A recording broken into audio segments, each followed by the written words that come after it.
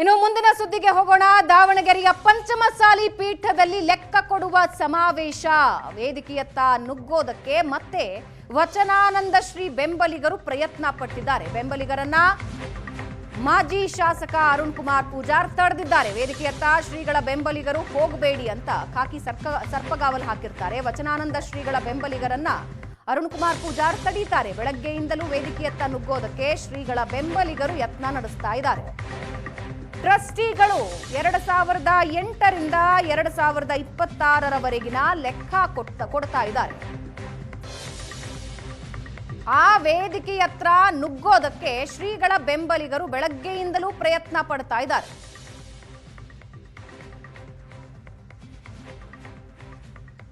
ಆಡಳಿತ ಮಂಡಳಿ ಮತ್ತು ಶ್ರೀಗಳ ನಡುವಿನ ಈ ವಾರ ದೊಡ್ಡ ಮಟ್ಟಕ್ಕೆ ವಿಸ್ತರಣೆಯಾಗಿದೆ.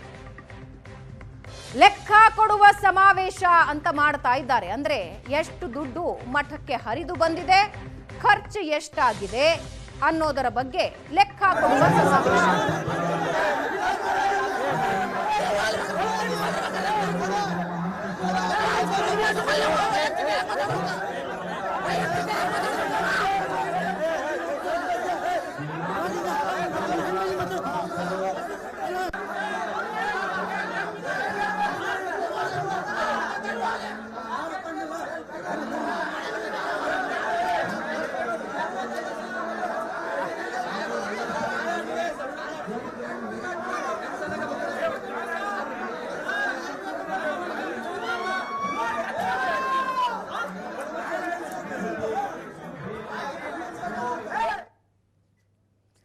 ಅರುಣ್ ಕುಮಾರ್ ಪೂಜಾರ್ ವಿರುದ್ಧ ಸಿಡಿ ಹಾವೇರಿ ಭಾಷಣ. ಕೋಟಿಗಟ್ಟಲೆ ಹಣ ಸುರಿದು ಶಾಸಕನಾಗಿದ್ಯಾ ಅಂತ ವಾಗ್ದಾಳಿ ನಡೆಸಿದ್ದಾರೆ. ರಾಜಕಾರಣ ಬಿಟ್ಟು ಶ್ರೀಗಳನ್ನ ಹೊರಹಾಕು ಅಂತ ಸಿಡಿ ಹಾವೇರಿ ಹೇಳ್ತಾ ಇದ್ದಾರೆ. ಸಿಡಿ ಹಾವೇರಿ ಮಾತಿಗೆ ಆಕ್ರೋಶಗೊಂಡು ವೇದಿಕೆಗೆ ನುಗ್ಗೋದಕ್ಕೆ ಯತ್ನ ಆಯಿತು. ವೇದಿಕೆಯತ್ತ ಕಲ್ಲು ಶೂ ಎಸೆದಿದ್ದಾರೆ ಅರುಣ್ ಕುಮಾರ್ ಬೆಂಬಲಿಗರು. ಹರಸಾಹಸ ಪಟ್ಟು ಬೆಂಬಲಿಗರನ್ನ ಪೊಲೀಸರು ನಿಯಂತ್ರಿಸಿದ್ದಾರೆ.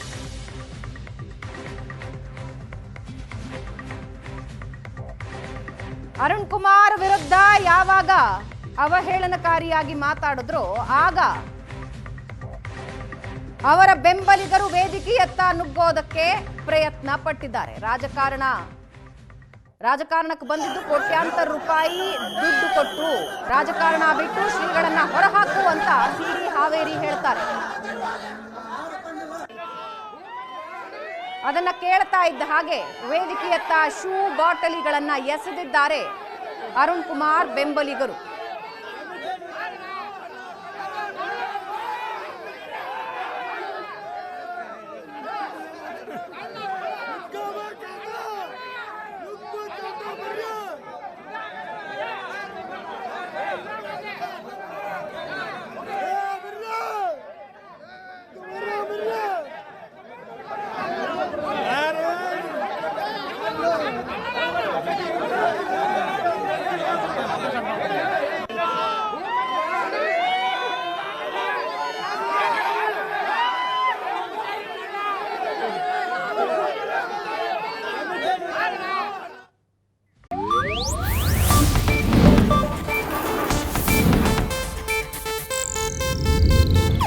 ಇದು ಏಷ್ಯಾನೆಟ್ ನ್ಯೂಸ್ ನೆಟ್ವರ್ಕ್ ಪ್ರಸ್ತುತಿ.